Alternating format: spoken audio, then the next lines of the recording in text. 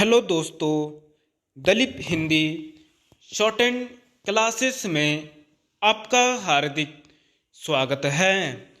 दोस्तों, आज की डिक्टेशन आशुलिपि उच्च गति अभ्यास खंड 2 रामधारी गुप्ता से बोली जाएगी। डिक्टेशन की गति 100 शब्द प्रति मिनट होगी। डिक्टेशन स्टार्ट करते हैं 5 सेकंड बाद।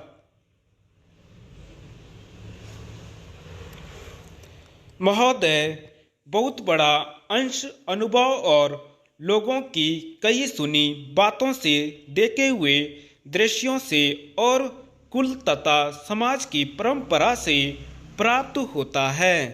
सिनेमा इस सभी प्रकार के ज्ञान की प्राप्ति में सहायक हो सकता है, क्योंकि यह मनुष्य की दृश्य और श्रव्य अनुभूतियों के क्षेत्र को बहुत ही बढ़ा सकता है।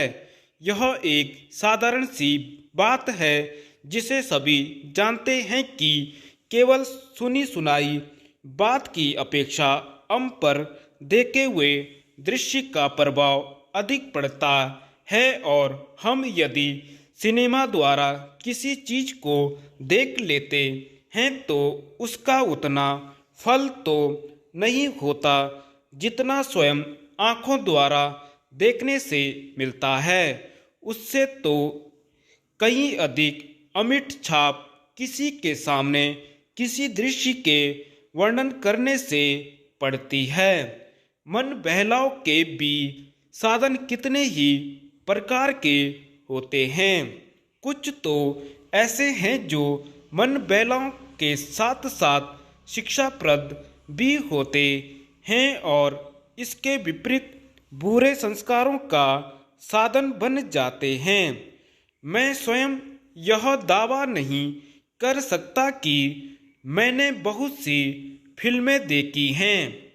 सच पूछिए तो मुझे बहुत कम फिल्में देखने का अवसर मिला है, पर मेरे पास जो खबरें पहुंचती हैं बहुतेरे विश्वसनीय भाइयों और बहनों द्वारा जो शिकायतें पहुंचाई जाती हैं, उनसे मालूम होता है कि बहुतेरी फिल्में दूसरी कोटि की हैं जो शिक्षा अथवा मन बहलाव का साधन न बनकर बुरी वासनाओं को जागृत करती हैं, विशेषकर युवकों के चरित्र पर बुरा प्रभाव डालती हैं। हो सकता है कि इस प्रकार की फिल्में अधिक लोकप्रिय होती हों, उनके द्वारा अधिक पैसे कमाए जा सकते हों। कुछ लोग यह कह सकते हैं कि फिल्म निर्माताओं का काम ऐसी फिल्मों को बनाना है जो लोकप्रिय हों, क्योंकि वे एक प्रकार की मांग को पूरा करती हैं।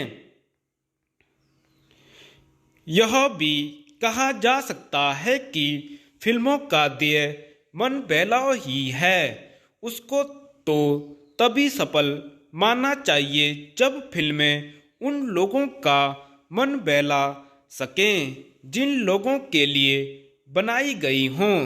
ये सब बातें बहस के रूप में कही जा सकती हैं, पर मैं चाहूँगा कि कोई भी सिनेमा हो अथवा फिल्म के बनाने वाले हों, वे यदि अपना कर्तव्य समाज सेवा समझते हैं और उन्हें ऐसा समझना भी चाहिए, तो उन सबके लिए ये सब बातें यदि अग्राह्य नहीं तो गौण अवश्य हैं, और उनका मुख्य उद्देश्य तो सेवा ही होना चाहिए। सेवा तभी तक सेवा रहती है जब तक वह सेवी का हित करे, न कि उसे गिराए।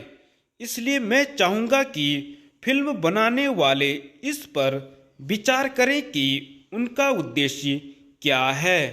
उद्देश्य सेवा ही होना चाहिए, और सेवा के साथ साथ यदि धनोपार्जन भी हो जाए तो निर्दोष है।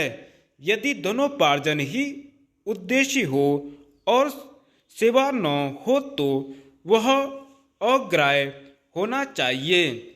यदि मनुष्य अपने स्वार्थवश कुछ ऐसा काम करता है जो उसके व्यक्तिगत लाभ के लिए तो ठीक हो, पर जिससे समाज को हानि पहुंचती हो तो उसे रोकना पड़ता है। धन्यवाद।